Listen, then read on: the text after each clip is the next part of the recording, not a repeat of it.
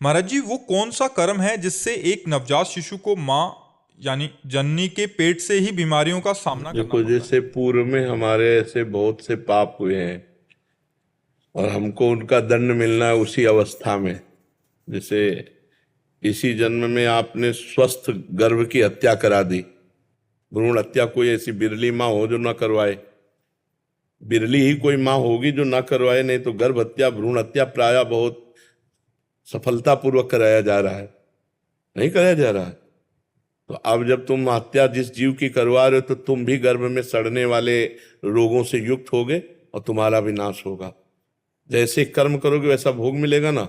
तो माता पिता जो ये गर्भ हत्या करा रहे हैं, भ्रूण हत्या करा रहे हैं, निर्दोष बालक की हत्या हो रही है, वो बालक जन्मता तो अपने कार्य को प्राप्त होता ना, समाज के कार्य को प्राप्त होता ना। उसमें तुम दोनों का संकल्प मिला और उससे तो फिर तुमको भी उसी गर्भ में जाना पड़ेगा।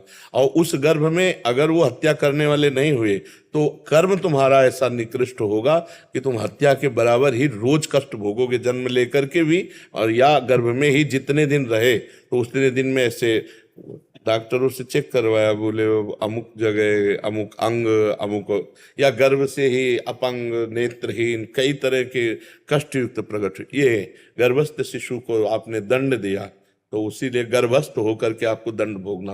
बोले अभी तो बच्चा पैदा हुआ, 500 शुगर है, ये है, वो कष्ट है, वो कष्ट है। ऐसे कितने बच्चे होते पैदा होते ही कैंसर हो गया है उनको, कितने कष्ट होते हैं, वो सब दंड होता है। अब अपने लोग कर्मों को तो जानते नहीं ना। अब जीव तो अविनाशी है और विनाशी शरीर के द्वारा पाप कर्म किए तो जो जो शरीर मिलेगा उसमें उसको उसी अवस्था के अनुसार उसको दंड मिलेगा, उसी अवस्था के अनुसार दंड मिलेगा। तो कर्म तो भोगना पड़ेगा, जिस समय जैसा तुमने किया उसी का अधिक मात्रा में फल भोगना पड़ेगा। अब जैसे मांडव्य ऋषि का आता है, आपने सुना होगा चरित्र, मांडव्य ऋषि एक हुए हैं।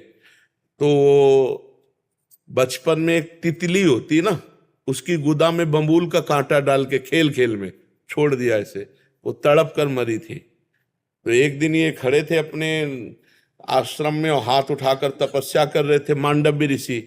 तो कुछ राज खजाने से चोर चोरी करके भागे और इनके आश्रम में छुप गए। राजकर्मचारियों ने जब पकड़ा तो माल सहित चोर इन्हीं के आश्रम में मिले और ये ध्यानस्थ ऐसे खड़े थे, इनको भी उठा लिया कि नाटक कर रहा है बाबा जी भजन का और चोरों को साथ रखता है। अब वहां जाकर के राजा के सामने पेश किया, राजा ने सूली की सजा दे दी। चोरों को सूली की सजा मिली, महात्मा को भी सूली की सजा मिली। चोर तो मर गए समय पर, लेकिन महात्मा पद्मासन में बैठ गए। महाभारत में श्री कृष्ण द्वैपायन व्यासदेव जी के द्वारा लिखित कथा हम आपको बता रहे।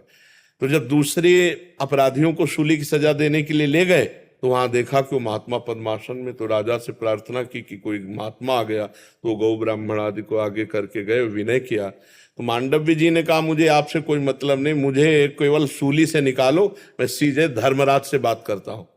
तो सूली निकली नहीं, लाख प्रयास किया गया, सूली काट दी गई।